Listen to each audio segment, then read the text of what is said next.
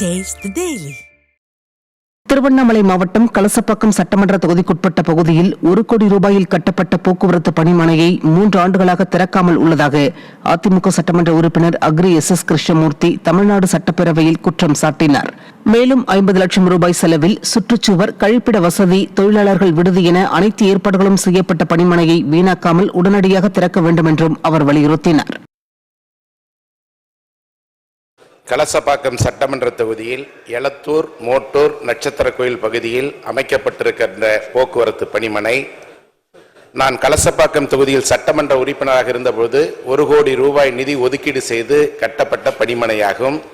அதன் பிறகு ஊராட்சி ஒன்றிய அலுவலகத்தினுடைய பொது நிதியில இருந்து ரூபாய் 50 லட்சம் மதிப்பீட்டில் சுற்றுச்சுவர், கழிப்பிட வசதி மற்றும் தொழிலாளர்கள் தங்குவதற்கு தேவையான அனைத்து ஏற்பாடுகளும் செய்யப்பட்டிருக்கிறது. கடந்த 3 ஆண்டுகளாக இந்த அரசு வந்த பிறகு அதை திறப்பதற்கு நடவடிக்கை எடுத்திருக்கலாம்.